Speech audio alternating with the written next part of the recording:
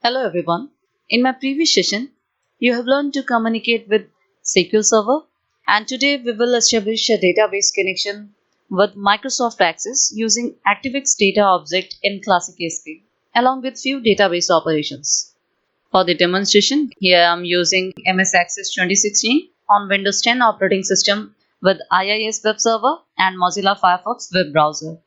You may choose any version of MS Access, but make sure to configure the application pool to allow 32-bit application if you are willing to connect with 32-bit edition of MS Access. The entire procedure will be same as of the earlier one except the creation of a data source name. A data source name stores all the information required to connect to your database, including your database type, server or file location, username and password, and even connection options. As we are not going to create a DSN today, that is proceeding with DSN-less method, all these details like provider name, database type, location of database files, everything will have to specify in the connection string itself. Well, in general, a database provider is a framework or object library which enables your web application to send SQL statement to a database and receive the related data. Here I am using ACE provider for MS Access database. This is the brief view of what we are proceeding with in this session. First, I will create a database with the name employee. Then I will create a table with name faculty in the employee database. Then I will add a site on the local host using IIS manager. Later, I'll add the code to the site followed by the execution as a final step. In the coding section, I'll create these 4 files. This HTML file will contain 2 submit buttons. First one to insert data into the database table and another one is to perform selection operation from the database table. Using this ASP file, we'll collect data from the user using an HTML form. This file will contain the code for inserting data into the database table and display.asp file will hold the code for retrieving data from the database table. So let us begin with the creation of a database in Access. And for this, open Access by typing MS Access in Run window and press enter or click on OK.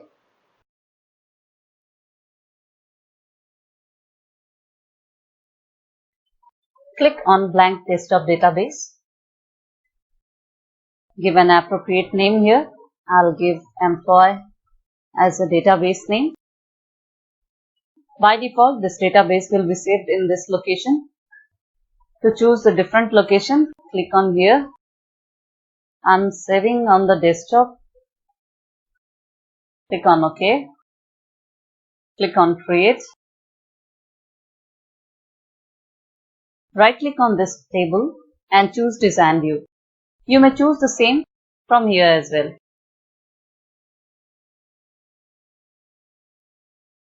Give a name. I'm giving faculty. Click on OK or press enter.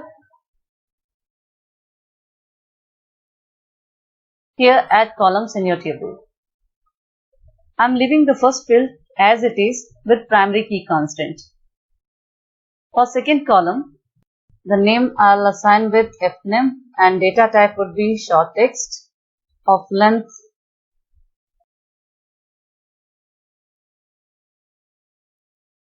50. The next column name is designation with same data type, short text with length 30. Now let us add few records in the table. And for this, either double click on the table name or choose data sheet view from here. As data type for ID field is auto number, let me show that.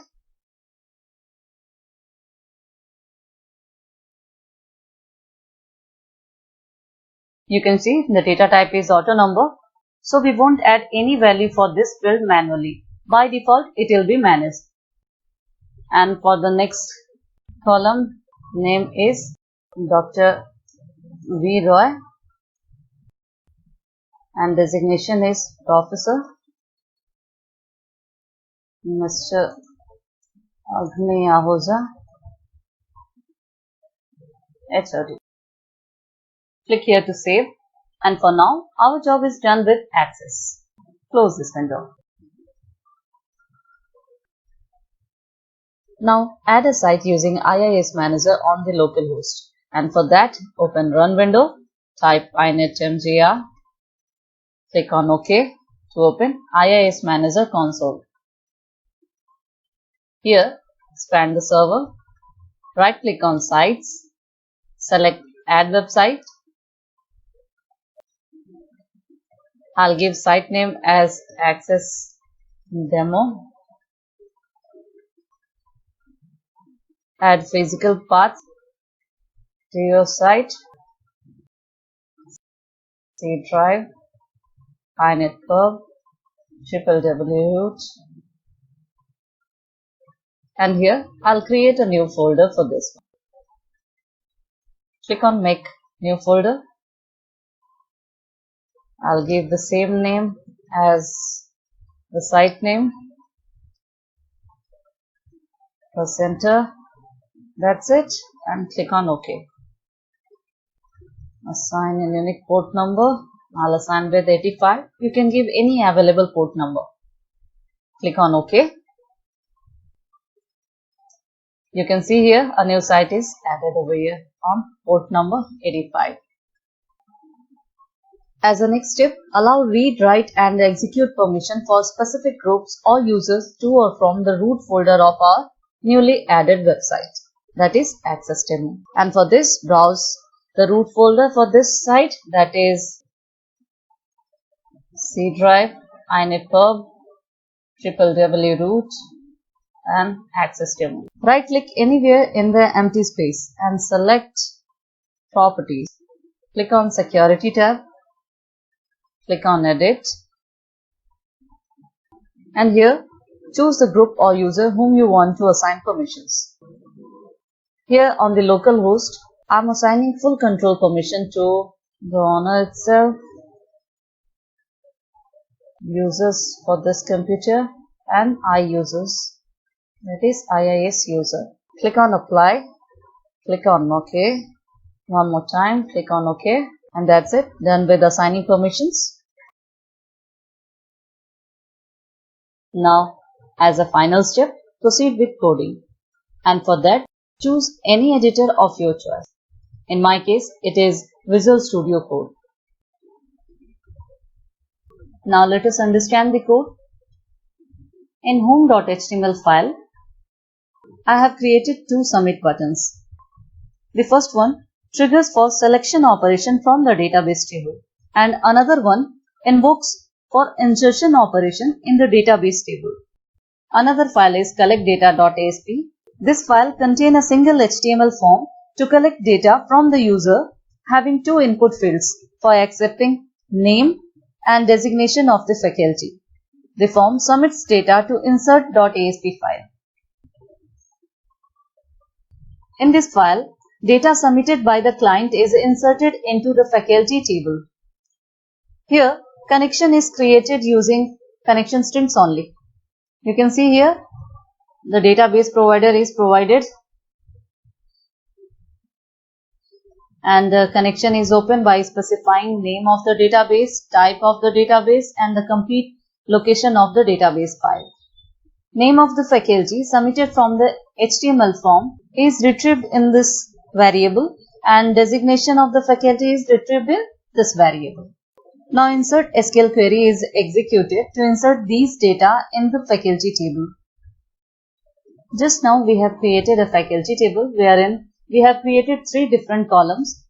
First column was ID, whose data type was auto number.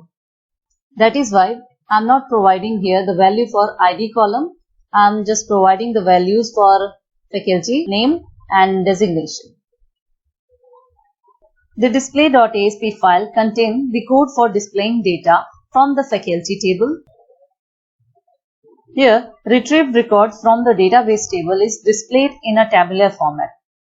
That is why ASP code is embedded within HTML code to create a structure of a table. Initial line of codes are quite similar as of the earlier one, except creation of a record set object.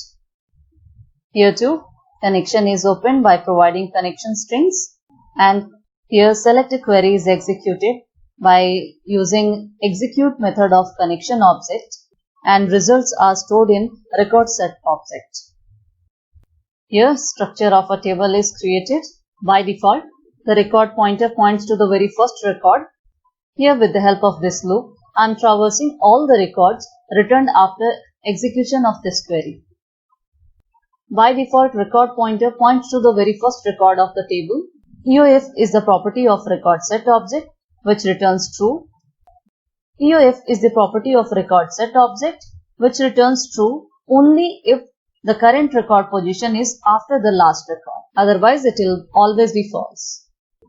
To make a tabular structure, dynamically a row is inserted. Fields is a collection of record set object that holds a complete record. And to traverse each column of the record, I am using this for each loop, and the content of each column is added within a cell of a table. Using this move next method of record set object is used to move the current record pointer to the next one. Now let us execute these codes to view in action. For this, open any web browser. Before proceeding further, now I will make home.html file as the default page of Access Demo website. For now, close this one and open IIS Manager. Expand the server, expand the sites, double click on Access Demo, open default document. Here we will add the file home.html. Now home.html file is added within the default document. Double click on Access Demo. Now browse the site. You may browse directly from here.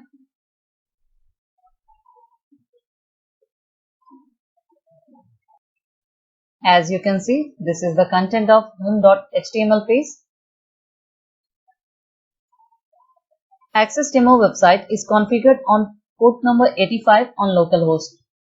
So if you want to access home.html file explicitly, let me show you how to open that. Type localhost port number 85 / home.html file. Press enter. Like this, you can even explicitly access home.html file. For now, we have just opened the root folder of the site, and home.html acts as a landing page over here. I have already added 2 records in the faculty table. So first display those records, and for that click on this button. You can observe here we are getting the same records. Go back, reload the page, and this time we are going to insert data within the faculty table. For this, click on this button, enter the name, say Neha, and professor is the designation. Click on insert data. It seems our data is successfully submitted. Go back one more time, reload the page, and check whether the data has inserted in the table or not. For that, click on display data. You can observe here this record has been added in the table. You may check even in the database table directly. For that, open employee database. I have saved the file in the root directory of localhost. So let us browse this. C drive, inetpub, www.root. This is the file. Double click on this file. So we can see the data has been inserted. Now I will recommend you to perform other database operations like updation and deletion on the table as well by customizing the look and feel of the site in the way you want. So that's it for today. Practice well and keep learning.